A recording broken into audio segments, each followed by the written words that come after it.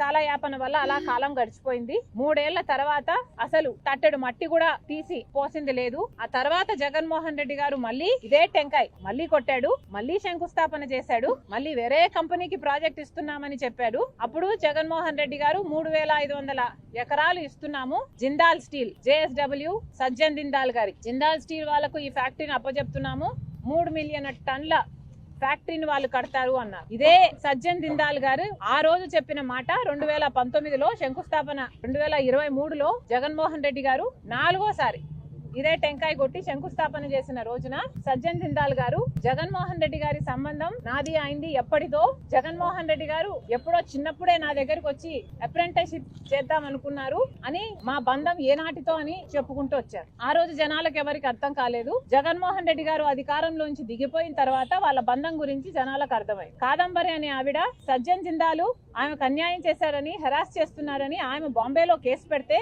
దాని గురించి జగన్మోహన్ రెడ్డి గారి సహాయం తీసుకొని ఆమెను బాంబే నుంచి అరెస్ట్ చేపించి 40 మంది పోలీసులను పంపించి అరెస్ట్ చేపించి ఇక్కడికి తీసుకొచ్చి 40 రోజుల పాటు జైల్లో పెట్టారు జగన్మోహన్ రెడ్డి గారు జిందాల్ కోసం. ఇంత జరిగింది, ఇంత హిస్టరీ, ఇంత బ్యాక్గ్రౌండ్ ఉంది.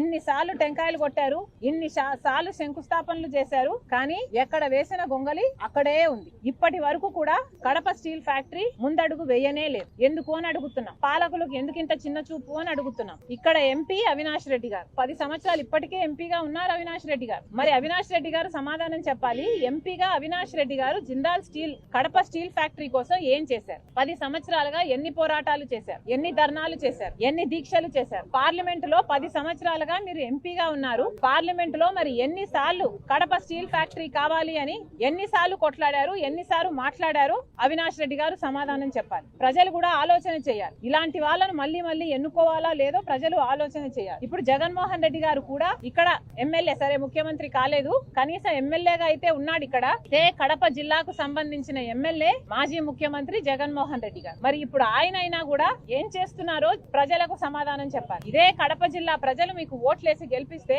5 సంవత్సరాలు మీకు అవకాశం ఇస్తే తట్టెడు మట్టి తీసి అవతల పోసింది లేదు, ఫ్యాక్టరీ వచ్చింది లేదు. ఏది రాజశేఖర్ రెడ్డి గారి కళ అయిన కడప స్టీల్ ఫ్యాక్టరీ రత్నాల సీమను చేస్తుంది అని అనేవాడు రాజశేఖర్ రెడ్డి గారు. కడప స్టీల్ ఫ్యాక్టరీ 2 సార్లు టెంకాయలు కొట్టడం తప్పితే జగన్మోహన్ రెడ్డి గారు చేసింది ఏమీ లేదు. తీరా ఓడిపోయాడు. ఓడిపోయినా ఇప్పటికీ కూడా ఎమ్మెల్యేగా ఉన్నాడు జగన్మోహన్ రెడ్డి గారు. పోనీ ఇప్పుడైనా ఏదైనా చేస్తున్నాడా అంటే ఇప్పుడు కూడా అసెంబ్లీకి వెళ్ళడట, మాట్లాడట, ప్రజలకు జరుగుతున్న అన్యాయాల గురించి నిలదీయడట. ఎందుకని అడుగుతున్నాం. జగన్మోహన్ రెడ్డి గారు ఈ జిల్లాకు సంబంధించిన ఎమ్మెల్యే అయినప్పుడు మీకు అసెంబ్లీకి పోవాల్సిన బాధ్యత లేదా? అసెంబ్లీకి వెళ్లి కడప స్టీల్ ఫ్యాక్టరీ ఎందుకు ముందుకు వెళ్ళటం లేదు అని మీరు నిలదీయాల్సిన అవసరం లేదా? సూపర్ 6 ఏమైతుంది అని మీరు నిలదీయాల్సిన అవసరం లేదా? చంద్రబాబు గారు ఉచితంగానే ఇసుక ఇస్తామంటున్నారు. ఇసుక ఉచితమైన చుట్టూతా ఉన్న ఖర్చులన్నీ పెరిగిపోతే ఉచితం ఎక్కడుంది అని జగన్మోహన్ రెడ్డి గారు నిలదీయాల్సిన అవసరం లేదా? కానీ జగన్మోహన్ రెడ్డి గారు ఎమ్మెల్యేకి అర్థమేమో మెంబర్ ఆఫ్ లెజిస్లేటివ్ అసెంబ్లీ, పేరులో కూడా అర్థం ఉన్నా కూడా ఆయన విజ్ఞత అసెంబ్లీకి వెళ్ళడట. ఈయనకు ప్రతిపక్ష హోదా ఇస్తేనే వెళ్తాడట. ప్రతిపక్ష హోదాకు కావాల్సిన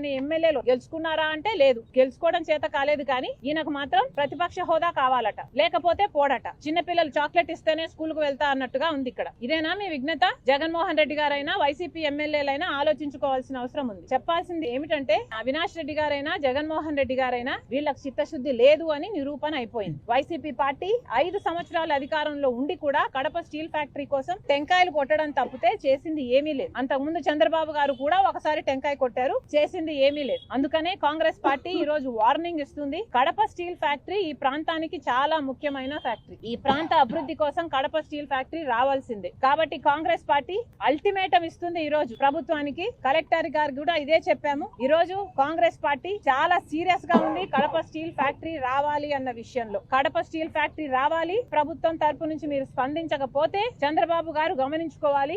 కాంగ్రెస్ పార్టీ కడప జిల్లాలో ధర్నాలకు దిగుతాం, దీక్షలకు దిగుతాం, రాస్తా రోకోలు చేస్తాం, ఊరికి వెళ్తాం, ప్రతి ఊర్లోనూ చెప్తాం. కడప స్టీల్ ఫ్యాక్టరీ గురించి ప్రజలను చైతన్య పరులను చేస్తాం, ఉద్యమిస్తాం. ఆఖరికి నిరాహార దీక్షకు, ఆమరణ నిరాహార దీక్ష కూర్చోడానికి కూడా మేము సిద్ధం.